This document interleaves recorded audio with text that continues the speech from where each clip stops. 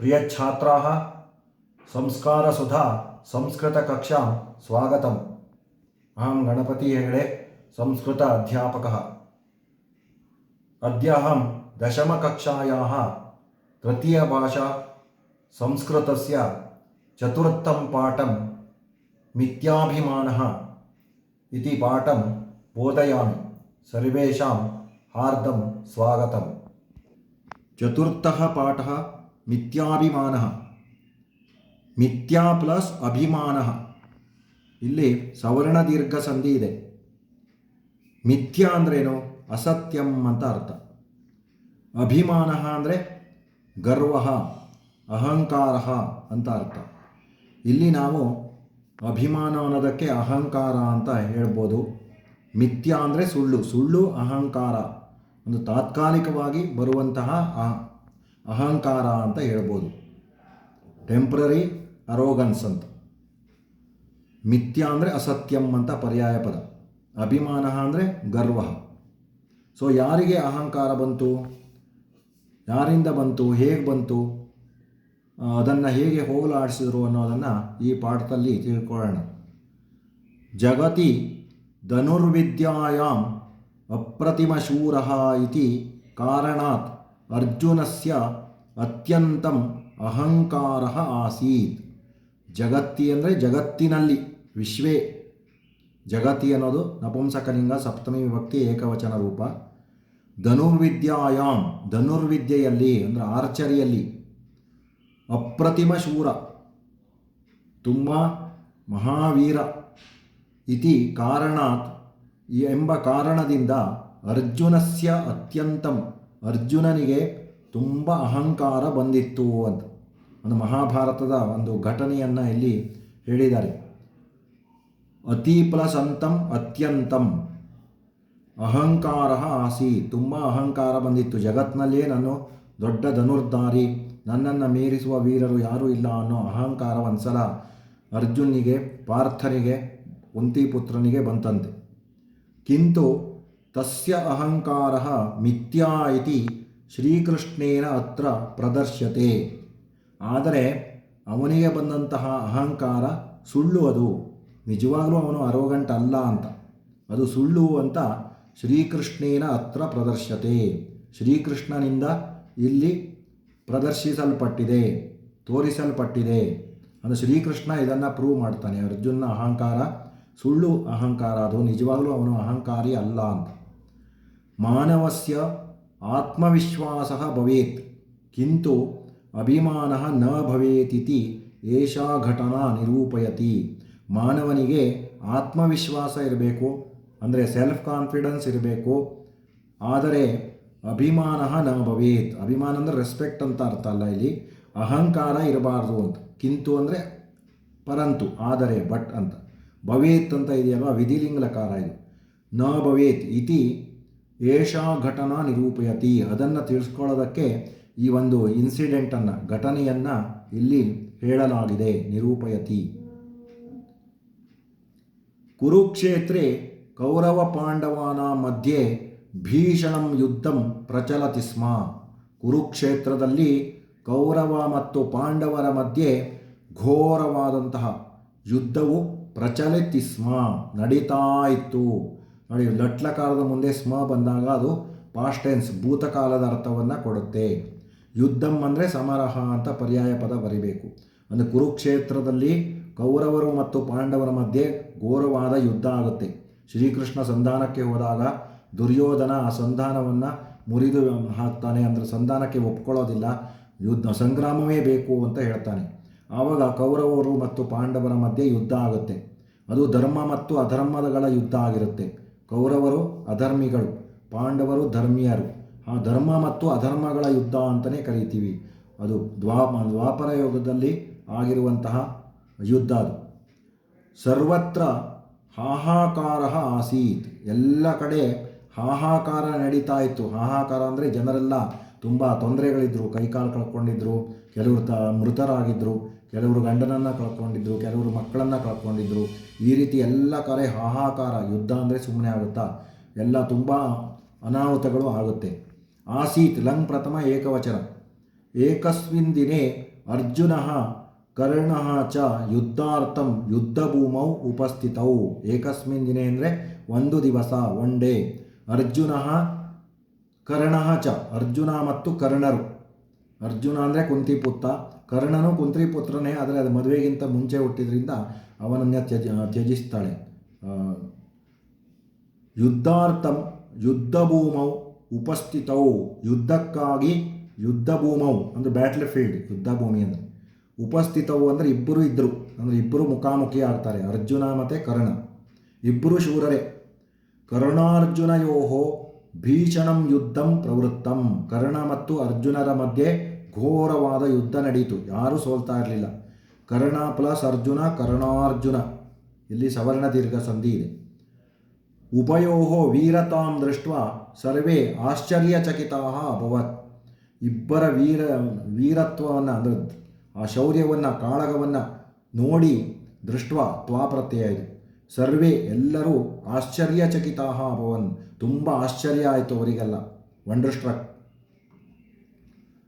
ಯುದ್ಧಕಾಲೇ ಏಕಃ ಪ್ರಸಂಗಃ ಉದ್ಭೂತಃ.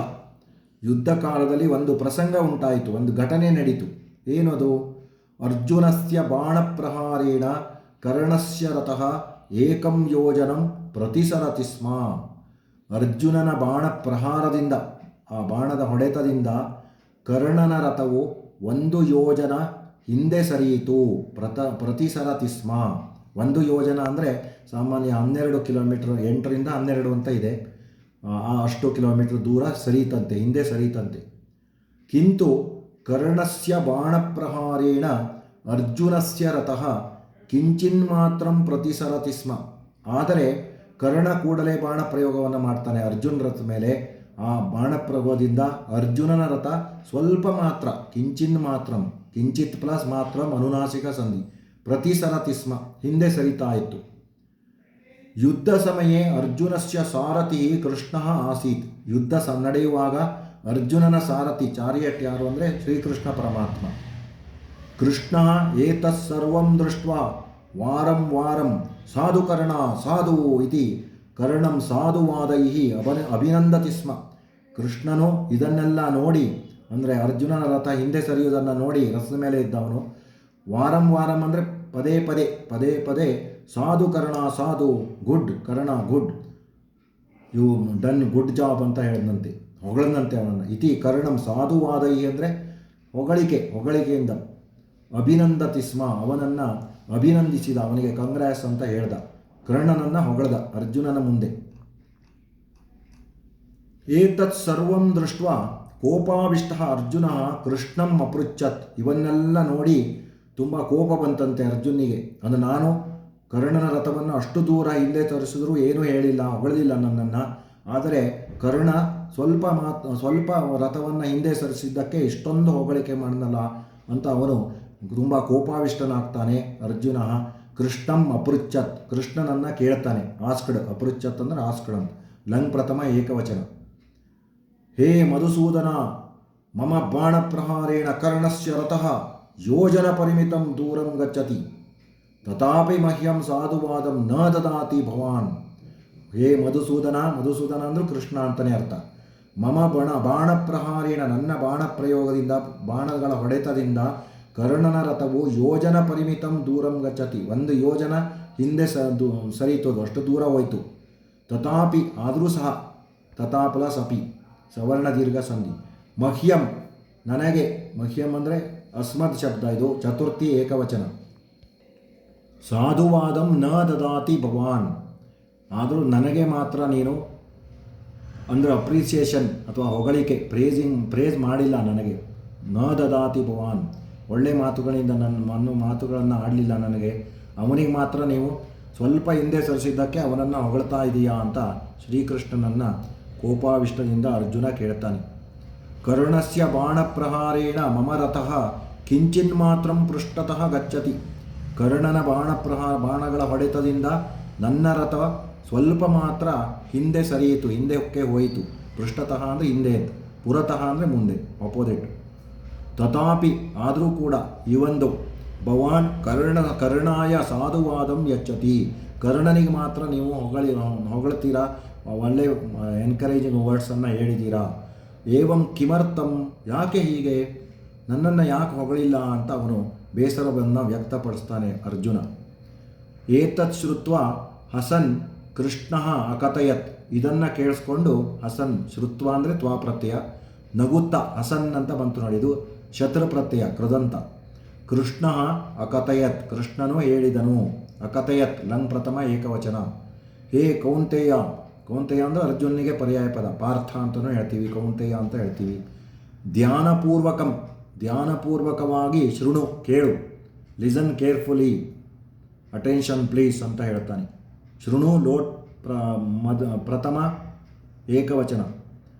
ಭವತಃ ರಥೆ ಸಾರಥಿ ಅಹಂ ಸ್ವಯಂ ಅಸ್ಮಿ, ನಿನ್ನ ರಥದಲ್ಲಿ ಸಾರಥಿಯಾಗಿ ನಾನಿದ್ದೇನೆ.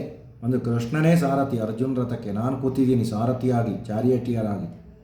ಅನ್ಯಚ್ಚ, ಅಷ್ಟೇ ಅಲ್ಲದೆ ಭವತಃ ರಥಾಯ ರಥಸ್ಯ ಪತಾಕಾಯಾಂ ಪವನಪುತ್ರ ಹನುಮಾನ್ ಸ್ವಯಂ ವಿರಾಜತೆ, ನಿನ್ನ ರಥದ ಪತಾಕ ಅಂದರೆ ಬಾವುಟದಲ್ಲಿ, ಫ್ಲ್ಯಾಗ್ ಅಂತ ಹೇಳ್ತಿದ್ದಾರೋ ಧ್ವಜದಲ್ಲಿ ಪವನಪುತ್ರ ಅಂದರೆ ವಾಯುಪುತ್ರ, ವಾಯುವಿನ ಪುತ್ರ ಹನುಮಂತ ಸ್ವತಃ ವಿರಾಜಿಸ್ತಾ ಇದ್ದಾನೆ. ಹನುಮಂತ ಇದ್ದಾನೆ, ನಾನಿದ್ದೀನಿ ನಿನ್ನ ರಥದ ಮೇಲೆ.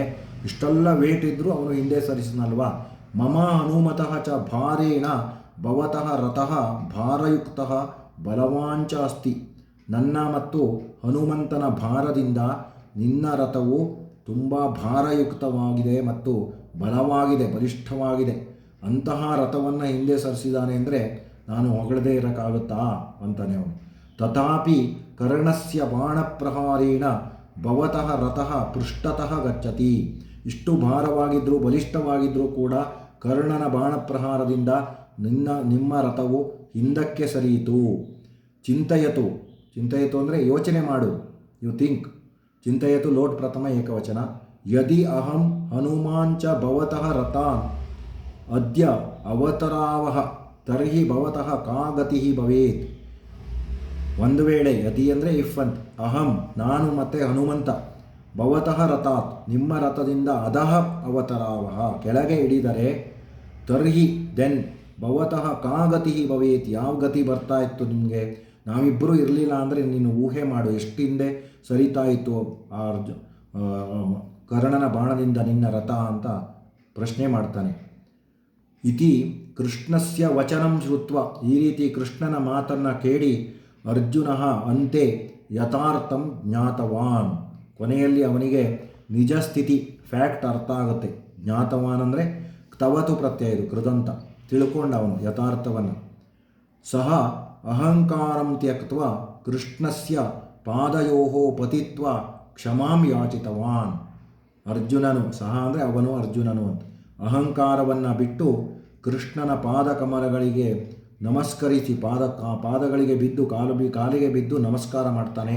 ಕ್ಷಮಾಂ ಯಾಚಿತವಾನ್, ಕ್ಷಮೆಯನ್ನು ಬೇಡ್ತಾನೆ, ನನ್ನನ್ನು ಕ್ಷಮಿಸು, ಎಕ್ಸ್ಕ್ಯೂಸ್ ಅಂತ ಹೇಳ್ತಾನೆ. ಯಾಕೆಂದರೆ ಅವನು ಪ್ರಶ್ನೆ ಮಾಡ್ತಾನಲ್ಲ ಕೋಪದಿಂದ, ಅದಕ್ಕೆ ಶ್ರೀಕೃಷ್ಣನಿಗೂ ಕೋಪ ಬರಬಾರ್ದು ಅಂತ ತಾನು ತಪ್ಪು ಮಾಡಿದೆ ಅಂತ ಅವನ ತಪ್ಪಿನ ಅರಿವಾಗುತ್ತೆ, ಅವನು ಕ್ಷಮೆಯನ್ನು ಬೇಡ್ತಾನೆ.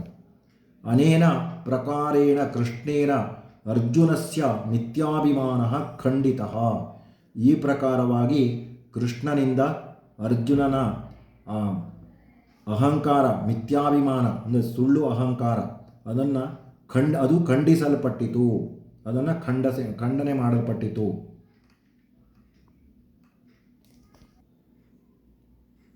ಈಗ ಅಭ್ಯಾಸ. ಏಕವಾಕ್ಯೇನ ಉತ್ತರಂ ಲಿಖತ. ಕೇಶಾಂ ಮಧ್ಯೆ ಭೀಷಣಂ ಯುದ್ಧಂ ಪ್ರಚಲತಿ ಸ್ಮ, ಯಾರ ಮಧ್ಯೆ ಘೋರವಾದ ಯುದ್ಧ ನಡೀತಾ ಇತ್ತು.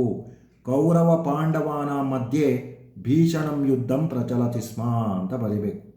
ಕೌರವ ಪಾಂಡವರ ಮಧ್ಯೆ ಘೋರವಾದ ಯುದ್ಧ ನಡೀತಾ ಇತ್ತು ಅಂತ. ಅರ್ಜುನಸ್ಯ ಬಾಣಪ್ರಹಾರೇಣ ಕರ್ಣಸ್ಯ ರಥ ಕಿಯತ್ ದೂರಂ ಪ್ರತಿಸರತಿ ಸ್ಮ, ಅರ್ಜುನನ ಬಾಣಪ್ರಹಾರದಿಂದ ಕರ್ಣನ ರಥ ಎಷ್ಟು ದೂರ ಸರಿಯಿತು ಅಂತ. ಸೊ ಅರ್ಜುನಸ್ಯ ಬಾಣಪ್ರಹಾರೇಣ ಕರ್ಣಸ್ಯ ರಥಃ ಏಕಯೋಜನಂ ದೂರಂ ಪ್ರತಿಸರತಿ ಸ್ಮ.